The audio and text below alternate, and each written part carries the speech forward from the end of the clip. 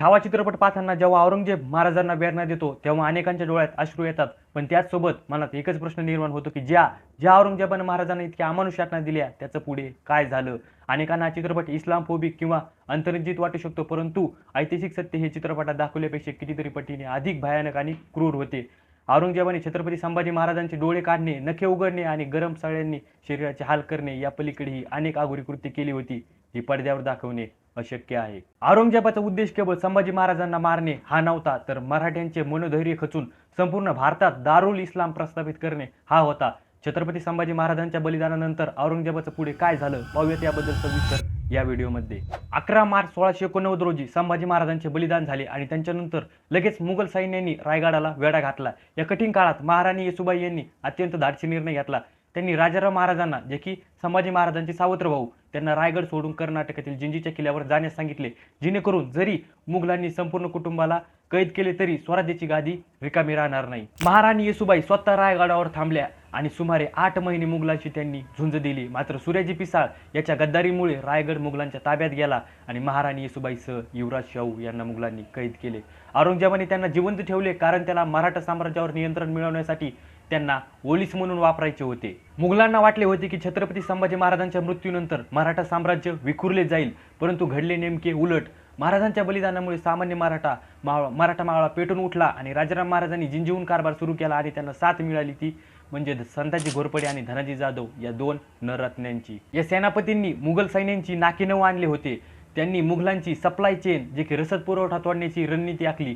संताजीचा खोप मुघल सैन्यात इतका होता की मुघल घोडे जेव्हा पाणी पित नसत तेव्हा मुघल सैनिक त्यांना विचारत, पाण्यात काय तुम्हाला संताजी धनाजी दिसत आहेत काय. मुघल सरदार कासिम खान यांनी संताजीच्या भीतीने लढायला न जाता स्वतःला संपून घेतले होते. इतका मराठ्यांच्या गनिमी काव्याचा दरारा होता. 8 जानेवारी 1698 मध्ये मुघल सैन्य जिंजीच्या किल्ल्यावर आक्रमण करते, जिथं राजाराम महाराज होते. परंतु राजाराम महाराज त्यांच्या तावडीतून सुखरूप सुटतात.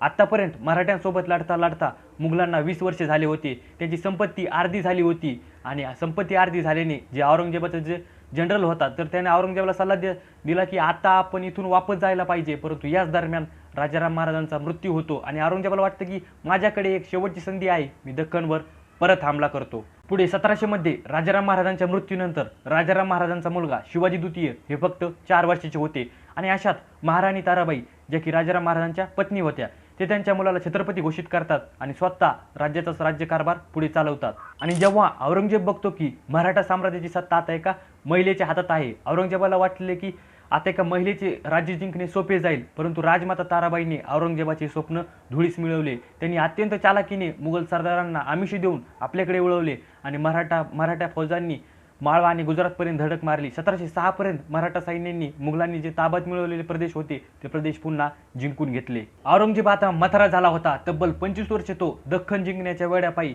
दिल्ली सोडून महाराष्ट्रात ठाण मांडून बसला होता.